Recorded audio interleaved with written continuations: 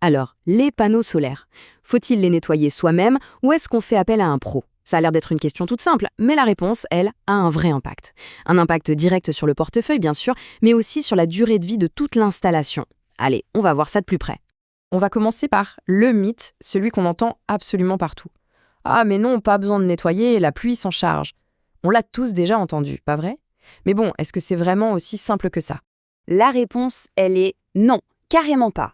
C'est même une de ces idées reçues qui peut coûter très très cher à la fin de l'année. On va voir exactement pourquoi. Bon, entrons dans le vif du sujet. Pourquoi est-ce que la pluie, au final, ce n'est qu'un petit rinçage de surface et pas du tout un vrai nettoyage en profondeur? En fait, le vrai problème, c'est tout ce qui colle. Il faut imaginer une espèce de film un peu gras laissé par la pollution de l'air, les particules fines. Ajoutez à ça le pollen au printemps qui est super collant, les fientes d'oiseaux qui sont non seulement tenaces mais en plus acides, et bien sûr le sable du Sahara ou les poussières agricoles. L'eau de pluie, elle va juste glisser dessus. Elle ne va pas du tout décoller cette crasse qui est bien incrustée. Franchement, la meilleure image, c'est celle de la voiture. Pensez-y, quand il pleut sur une voiture sale, est-ce qu'elle ressort propre? Pas du tout. La saleté est juste un peu étalée, le film gras est toujours là. Eh bien, pour les panneaux solaires, c'est exactement, mais alors exactement la même chose. Il n'y a qu'une action mécanique, un vrai nettoyage qui peut leur redonner leur transparence parfaite. Ok, maintenant on va parler un peu d'argent. Parce que oui, au-delà du côté esthétique, des panneaux sales, c'est tout simplement de l'argent qui part en fumée. Littéralement. Tous les experts le disent, un encrassement sérieux peut faire chuter le rendement de 5, 10, voire 15%, parfois même plus. Rendez-vous compte, perdre jusqu'à 15% de sa production d'électricité, c'est juste énorme.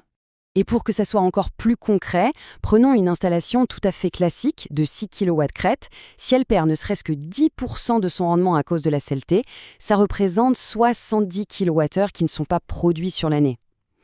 70 kWh, c'est loin d'être anodin. Et bien sûr, ces 700 kWh non produits, eh bien c'est de l'argent en moins. Si on regarde le tarif actuel de l'électricité, ça représente une perte sèche d'environ 175 € chaque année. Le calcul est vite fait, hein. Ne pas nettoyer, c'est accepter un coût caché qui grignote la rentabilité. Alors, on se dit quoi? La solution est toute trouvée. On sort l'échelle, une bonne éponge, un seau d'eau, et hop, l'affaire est réglée, non? Eh bien, c'est une possibilité, bien sûr, mais attention, parce qu'il y a pas mal de risques à prendre en compte. Le premier gros piège, c'est le matériel qu'on utilise. Il y a des choses à faire, et surtout, des choses à ne pas faire. Par exemple, il faut absolument de l'eau déminéralisée. Pourquoi? Parce que l'eau du robinet, elle est pleine de calcaire, et en séchant, elle va laisser des traces blanches, qui sont parfois pires que la saleté d'origine. Ensuite, la brosse. Elle doit être douce, type microfibre. C'est non négociable, sinon on risque de rayer le verre. Et le plus important, on oublie tout de suite le nettoyeur haute pression ou les détergents agressifs, genre liquide vaisselle. C'est le meilleur moyen de flinguer les joints d'étanchéité. Mais bon, au-delà du matériel, il y a 3 vrais dangers à connaître. Le premier, c'est le risque pour les panneaux eux-mêmes. Un jet d'eau froide sur une surface chaude en plein été, et c'est le choc thermique, ça peut fissurer le verre. Le deuxième danger, c'est le plus évident, et le plus grave, c'est le risque de chute. On ne le dira jamais assez. Et enfin, il y a un troisième risque, un risque financier cette fois, que beaucoup de gens oublient complètement. Et voilà ce fameux risque qui peut tout changer. Un mauvais produit, un geste un peu trop brusque, une rayure. Et la garantie constructeur, celle de 25 ans, eh bien, elle saute. Elle est annulée. L'économie de quelques dizaines d'euros pour un nettoyage peut coûter des milliers d'euros si un panneau tombe en panne et n'est plus couvert. Bon, et l'autre option alors? Faire appel à un professionnel. Évidemment, la première chose qui vient en tête, c'est le prix. Mais qu'est-ce qu'on paye exactement quand on fait appel à un pro? Parce qu'un professionnel, ce n'est pas juste quelqu'un qui vient avec un seau et une éponge. D'abord, il utilise de l'eau purifiée, de l'eau osmosée, qui sèche sans laisser la moindre trace. Ensuite, il a du matériel spécialisé, des perches télescopiques en fibre de carbone, super longues et légères, qui lui permettent de nettoyer depuis le sol, sans avoir à monter et marcher sur le toit. Et surtout, c'est la sécurité et la tranquillité d'esprit.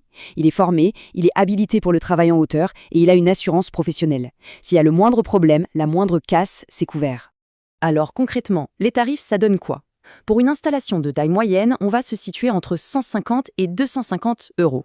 Et là, si on se souvient de la perte financière qu'on a calculée tout à l'heure, environ 175 € par an, eh bien, le calcul est très vite fait. Un nettoyage professionnel, même si on ne le fait que tous les 2 ans, est en fait rentable. Ce n'est plus une dépense, ça devient un investissement pour maintenir le rendement. Allez, pour conclure, résumons un peu tout ça, le faire soi-même ou faire appel à un pro. On va mettre les 2 options face à face pour y voir plus clair. D'un côté, on a le nettoyage fait maison. Le coût financier direct semble bas, c'est vrai. Mais en contrepartie, on a des risques élevés. Risque de rayer les panneaux, de faire sauter la garantie et surtout le risque pour sa propre sécurité. Et tout ça pour un résultat qui, soyons honnêtes, est souvent moins bon. De l'autre côté, le professionnel. Oui, il y a un coût qui reste modéré, mais ce coût achète quoi? La sécurité, la protection de la garantie et surtout l'assurance d'un nettoyage parfait pour un rendement optimal. Et un dernier petit conseil pratique pour la route, le timing, c'est la clé. Le meilleur moment pour faire ce nettoyage, c'est vraiment au printemps, vers avril-mai.